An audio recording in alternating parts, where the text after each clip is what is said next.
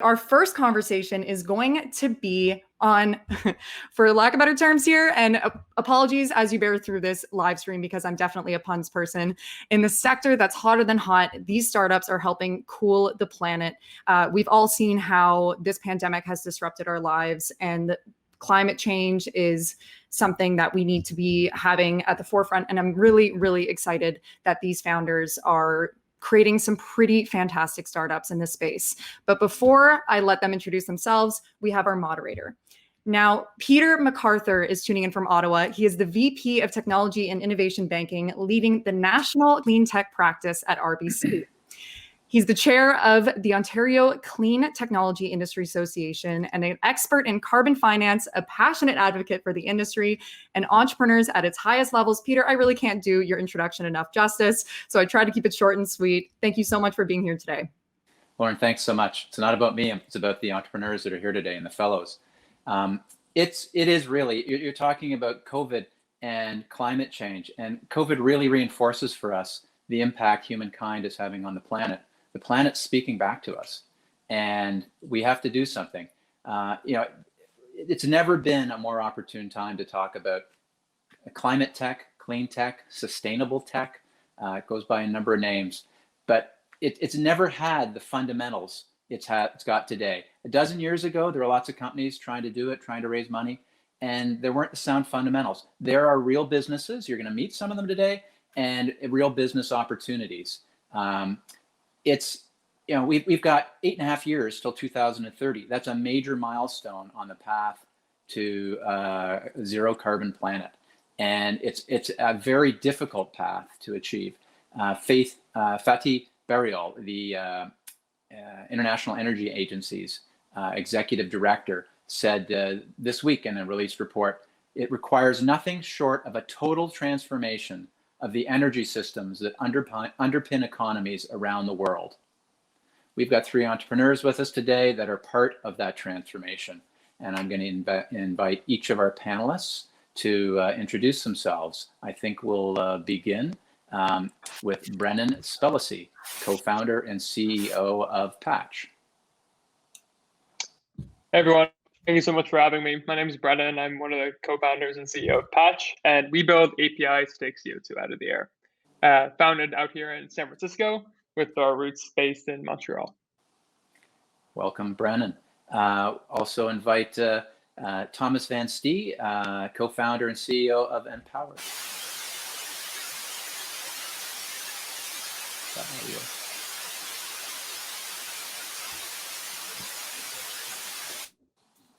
That's better.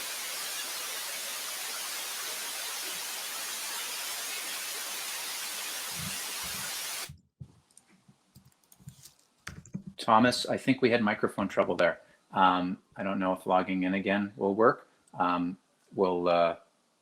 We can't hear you. So how about we move on to Zach Lefevre.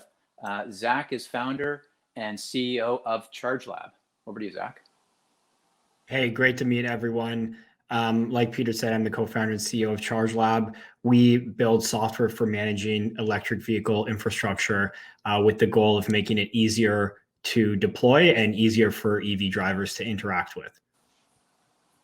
Well, I'll see if we get Thomas back on, but why don't we go ahead with the 2 of you. So I've got an opportunity to ask you a few questions, and we're going to have some audience questions. Thomas, do you want to test again? I see you there. Test. Thomas, you okay? I can't hear you, but I think you guys can hear me now. So yes, I'm gonna give my pitch and then try to dial in separately. Your turn. But my name's Tomas. I'm the founder of EnPowered. Having mic issues today, obviously, all day, which is being very annoying. Fundamentally, we're building the economic infrastructure for clean tech. So that means allowing our partners to access complex energy markets to drive savings of upwards of 70% for industrial customers. Last year, they saved 60 million.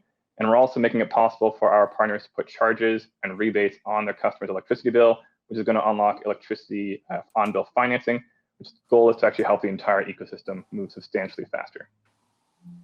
Thanks very much. I'm going to have to do it by hand signals, maybe. Maybe what we'll do is we'll start with a question for Zach. Zach, you and I had the privilege of chatting the other day. and you were telling me you wrap that Canadian flag all around you. You're an ardent Canadian nationalist, and I'm curious to know about your journey building your business and how that's worked on both sides of the border from a customer acquisition perspective and from a access to capital perspective. Yeah, Peter, we had a great chat last week, and I think that my view on Canadian clean tech is there are great companies being built in Canada, but they have to sell to the U.S. And that's certainly what we're doing with ChargeLab. We've got a fantastic engineering team, primarily based in Canada, but our main commercial focus is the United States. And I think, just in the spirit of the C100 and the original 48 hours being about bringing Canadian entrepreneurs to the Valley, that's certainly been our story. It hasn't always been easy finding early customers in Canada, finding venture capitalists that are willing to take a bet on, especially ChargeLab. When we started, Tesla wasn't the most valuable car company in the world. All the OEMs hadn't committed to going 100% EVs. We started almost 5 years ago now, and was very much a speculative bet on electric vehicles. And so I think that there's a huge amount of discourse and dialogue for us, here today, and everybody in the audience amongst each other is how can we build great companies in Canada? But we have to be realistic. We have to, go after the US market, because not only is it bigger, but it's also more accepting to new technologies. And that's certainly been part of the sales story for ChargeLab. And I don't want to speak for Tomas, but for EnPowered as well, initial customers, initial pilot customers in Canada, but really scaling revenues in the US. That's excellent. Thanks for letting us know, Zach. I'm gonna give you a follow-on to that while we're on the subject of EVs. So EVs are key to reducing the footprint from transportation. So making this easier is a key advantage for ChargePoint. You've got a real need to fill. I believe you're supporting 4 of the 5 charging platforms that are out there right now. However, companies like the one you mentioned, Tesla, I believe Volkswagen as well, are setting up proprietary charging platforms. So I'm curious, does this represent either a challenge or an opportunity for you? Yeah, so I like to say that ChargeLab is the Android of EV charging. So if Tesla is like Apple, it's this fully vertically integrated system. That's going to be for some people. You have the Tesla superchargers, you have the Tesla, you have the Powerwall. It's all vertically integrated, and it's great, and it really helps push the industry forward. But the reality is there's a lot of auto manufacturers that are not Tesla. And at the same time, what you referenced is there's a lot of equipment manufacturers building EV charging equipment. So we're essentially the software layer for EV charging. We don't build any devices, but we connect 4 out of 5 of the most popular EV chargers in the world. So that's from big multinational brands like ABB, Siemens, other startups like EVBox and Tritium. These guys build hardware, and then we sit on top of that as an API layer. So it's an early market. It's complicated. Tesla has their own proprietary network. There's other open networks. We're building an open network. But at the end of the day, EV is a rising tide raises all ships kind of scenario. There's misconceptions about who can use different infrastructure. Tesla's charging infrastructure is very proprietary. Other manufacturers can't use it. But Teslas can charge almost anywhere. In fact, the number 1 vehicle charged using our software is a Tesla Model 3. We charge more Tesla Model 3s than any other vehicle.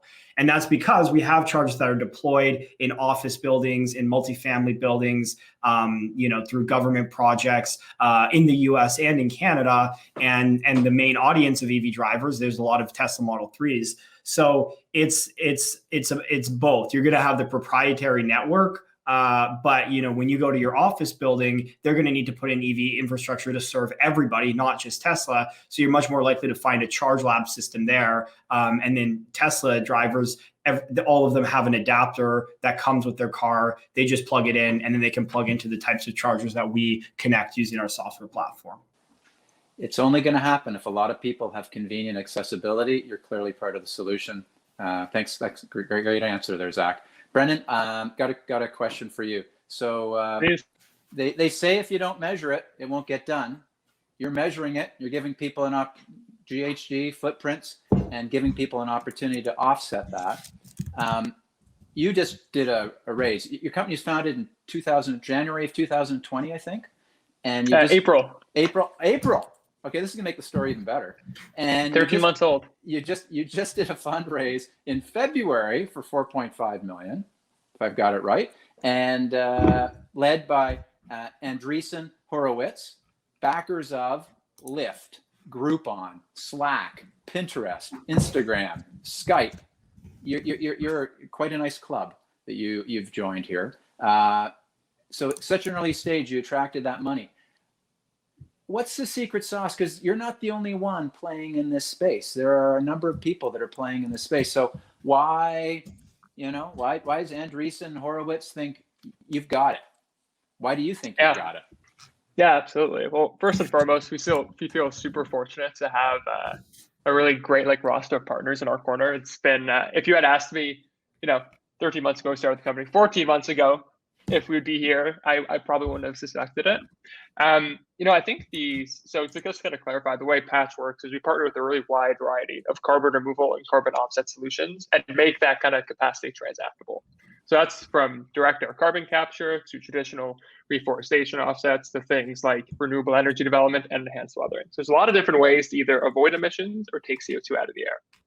And the kind of piece, or I won't give all the secret sauce on a full live stream at Patch, but some of the secret sauce really comes down to the flexibility of the Patch platform, where if you look at what we refer to as the climate equation internally, you have kind of the reporting piece, that's kind of what you touched on briefly, the reduction, which is kind of the world that the EnPowered and ChargeLabs fall into. So how do we pollute less, whether that's through electrification or something else? And then finally, removal. So how do you, whatever emissions you can't avoid, how do you take that CO2 out of the air? And that's the piece Patch really focuses on. And if you think about kind of how systems have evolved today, we have a really wide variety where the source data lives, whether it's at a charging station, a utility, a cement manufacturing plant. So there's kind of some flexibility required on the inputs, which is why we kind of took this API first approach. And then depending on how you want to remove the carbon, so depending on the budgetary or geographic or brand kind of restrictions a particular customer might have, because we primarily sell to businesses, they're going to want to offset in a different way. And so by having this API where we essentially allow for many different use cases, as well as the backend of many different forms of what we refer to as supply, which are the carbon removal solutions, we're able to address a really wide variety of use cases, whether it's like e-commerce platforms. We're actually working with a couple of social networks that I can't announce yet, but will be kind of coming out in a couple of weeks. E-commerce, last mile logistics, fintech. We're even doing some crypto NFT things. So lots of different applications, because they're kind of the core primitives of the system are so flexible. That sounds very compelling, and I'll be curious to see you progressing as you commercialize that solution. That's very cool. I'm Thomas. Have we got audio with you now? Text? I'm hoping so. I had to switch to my phone, but it might work. I think we're good. That's great. Okay, so got one for you. So you're an early stage company. You're selling to corporates, and you're dealing with utilities. So early stage, 35-person company or something like that, trying to deal with some of the big players. How are you managing that? How are you overcoming the challenges? The predisposition in Cleantech, one of the predispositions to deal with the Siemens of the world, and utilities are adverse to risk. So how are you succeeding in that space with EnPowered? Yeah, it's definitely complex. It's a complex part of working in energy in general. One of the hardest things we found is kind of two sides, like you said. There's utilities, and then there's the companies we work with. For the utility specifically, we spent years trying to find a way to build what we're building without having to sell to the utility. That was really important. We do not want the utility to do anything new, because as soon as we ask them to do something new, it's game over. They work extremely slowly. So that's how we handled that side of the problem. And then on the the other company side, so that's the Honeywell we've actually partnered with, and the Siemens and the Johnson Controls, those guys. We've tried offering them lots of value-added services, and usually they don't bite. The only thing that makes them move is if you help them make more money, which isn't that surprising, I suppose. But fundamentally, we actually helped them solve significant problems that was slowing down millions upon millions of dollars of business for them. And we always try to negotiate one pilot to start, and that usually takes a year. And once the pilot's been rolled out, they start to expand it pretty quickly. In general, with these companies, they're very slow to move, but once they start to move, they move mountains. And so we found that especially with the Honeywell project we had, it took 9 months of negotiating. And they tried bullying us, but we held our ground. And at the end of the day, now we're controlling, not quite 50 batteries. These are shipping container size battery projects. So it's pretty exciting.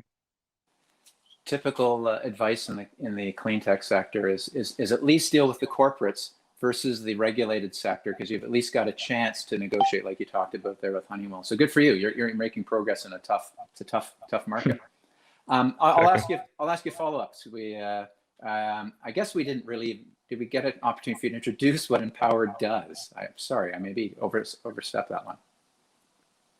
Yeah, I mean, I think fundamentally there's kind of two pieces to this. One is we have to understand, I guess taking a step back, we're building the infrastructure layer that helps everyone else move faster. And so we partner with a lot of companies that are operating in the energy space, and we call it programs and payments. So programs is how we find savings opportunities. So we all know electricity is cheap at night, expensive during the day, but it's not that simple.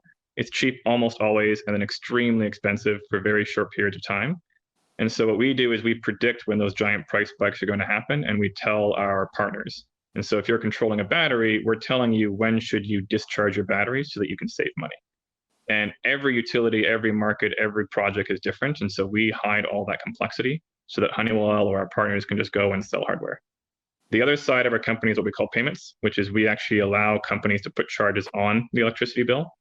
The reason that's so useful is, let's just use the Honeywell example, selling a battery, is if they wanted to sell a battery to you today, they would have to say, hey, customer, pay me $1 million. It's a pretty hard sell. But with us, they can say to the customer, I know this battery will save you $250,000 a year.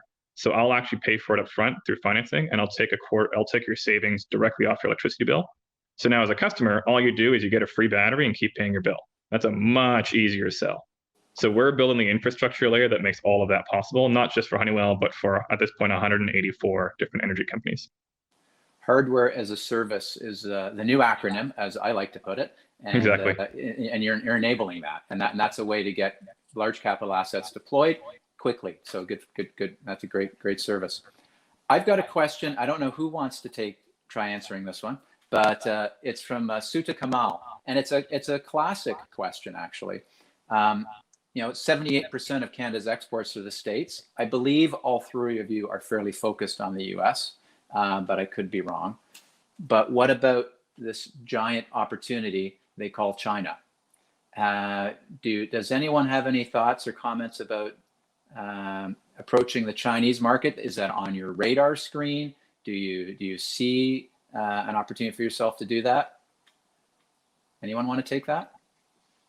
So I have an initial kind of more macro thought around China, which is I kind of view it a little bit like kind of putting your history hat on from like Napoleon, like going like American or Canadian companies going to China is very similar to like the French going into like Russia at winter, where like there's an immense amount of opportunity in North America, Europe, Africa, Australia, Middle East, where a lot of these businesses are like really welcome, and pushing into China in a lot of cases is incredibly onerous. And a lot of times like the ROI, especially when you're a small startup, isn't really there. I mean, if you see like kind of like companies like Uber who have sold off their kind of Chinese lines of business to kind of exit China, I have a very difficult time, at least from a position of Patch, saying, oh, we're going to allocate our, $4.5 million, which is probably what like Uber burns in like half an hour, to kind of go and try to move into China. So kind of at a high level, I know that's kind of like a pass or maybe a flake out, but in many cases, especially like if you're a seed, Series A, B stage startup, you're not gonna. The reason any of these companies on here aren't going to be successful is not because they didn't figure out China in the next couple of years. I see Zach nodding. Thomas, Zach, either of you want to? I don't know if that's Well, a I mean, conversation take, but I can echo that, and I don't know. I mean, I do have some experience here. I lived in Beijing for 4 years, and I speak quite amateur Mandarin. You know, I think that's completely right. It's a different beast altogether. Very few companies have succeeded, but I think the more interesting point is, like, look at all of the opportunity in North America. I mean, like, when we look at our the different ways that ChargeLab can monetize, California is the only state right now that has low carbon fuel standard credits, and LCFS credits are going to come all across the states and all across Canada in the next 24 months. And so we're talking about literally billions of dollars of opportunity for companies working on carbon related solutions. And yeah, so I think we're just so early. All the companies here are so early. And there's a home, you know, a home ice advantage in China. There's a lot of government backing for local companies there as well. I think it sounds like deep pockets. Thomas, you want to jump at that one, or are they? My answer is even easier. Based on local regulations, I am not allowed to operate in China, so I can't.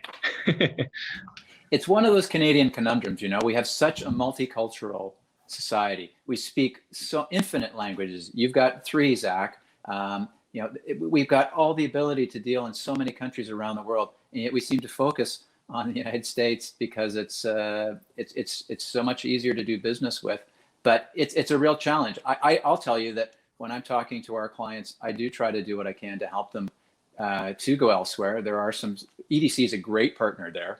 And I also think Europe is maybe a softer landing for some Canadian companies. So anyway, I've got a question for all of you. We've got 5 minutes left. You've got some great people listening to us today, some very capable, results oriented and driven and successful people. If they could do one thing for your company, what would it be? I'll let you go, Thomas, because you had audio problems at first. Sure, might drop again soon. No, the main thing I think, speaking with Zach earlier as well, is connections. Some of the hardest things in energy is trying to get through to these large organizations, and it takes us a lot of time. But as soon as you talk to the right person, doors open and you can move a lot faster. In my case, it's a mix of energy regulators and large companies like Siemens and Johnson Controls that are holding us back. So having any connections to relatively senior people in these organizations can help things move a lot faster, especially when we're offering relatively innovative solutions. If you're a mid-level manager at a company that's this large, you don't have the strategic vision to make these kinds of decisions, whereas an SVP or higher understands the innovative strategies and can actually execute on them. I don't know if there are partnering opportunities through the C100 on 48 hours. I hope there are, and you've set out what you're looking for. That's good for you, Zach. Has the answer been already provided for you, or you got more? Yeah, I mean, I would keep it really simple for us. Every utility, commercial real estate operator, multifamily building, municipality, state, so many industries are going to see EV and EV infrastructure front and center. We're not going to have the solution for all of them, but we do have a solution that would help a lot of them. So anybody who is involved in commercial real estate, multifamily, premium rentals, municipalities, utilities, these are all our customers, and we're looking for customers, especially customers who want to deploy hundreds or thousands of charging ports and are really want to make sure they get the right technology. If you're going to invest in a network of EV chargers for your commercial real estate property, for your multifamily holding property, you want to have the right technology. And so we'd love to speak to those people. Okay, good call out. Brennan, what can the group do for you? Yeah, well, number one, if they do anything, I'm incredibly grateful. I think the biggest thing here is pipeline at Patch is quite strong as far as like sales. The rate limiter for us is actually just talented software engineers and product people, quite frankly. So at the end of the day, like, our small but mighty team is absolutely works to the bone, and cash is in the bank, and so it's really more of a good employment exercise for us. And so we're hiring talented people. across North America and Europe. So multinational. Yeah, we would love to talk to you if you want to take some CO2 out of the air and write some code. Brennan's LinkedIn profile says hiring now, need engineers. It's a pretty clear message. Good for you. And the great thing about virtual work is we've all learned we can work very virtually. We've got 1 minute. I don't know if anyone wants to answer this question, but it's going to take a lot to reduce our footprints. Some investors are looking for very meaningful impact. And I'm just wondering if one of your businesses, if you've measured what the potential impact of your technology being deployed could be on our global footprint. Anyone want to try that? Really quickly, about 30% of carbon emissions are transportation. So that's the chunk that we're tackling. We're not building electric vehicles, but we're making it easier for fleets, individuals, especially individuals in urban centers where it's hard to find infrastructure, making it actually possible for them to adopt electric vehicles. And so, yeah, we're focused on that 30% chunk. Range anxiety gone. Gentlemen, Thomas or Brennan? I think, like you said, there's no one company that can do this. It takes a movement. So we're working on powering an entire ecosystem. And I think, feel free to speak, but I think Patch would be similar. Yeah, I think the biggest thing for us is we're not avoiding emissions, we're removing them. And so at the end of the day, a net zero future probably looks like removing 10 to 15 gigatons of CO2 from the atmosphere per year. And that's not even including the backlog of the last 200 years. And so because CO2 has anywhere from a 25 to 100 year residence time in the atmosphere, once you get to zero, you still have to kind of go negative to kind of burn down that backlog, if you will. So that's what we're going after. Gentlemen, it looks like the cane is out. We're getting the hook. I want to thank all three of you for an excellent discussion. It's great to see what the three of you are doing. Best luck 48 hours in the Valley and C100. It's been my pleasure to be with you today.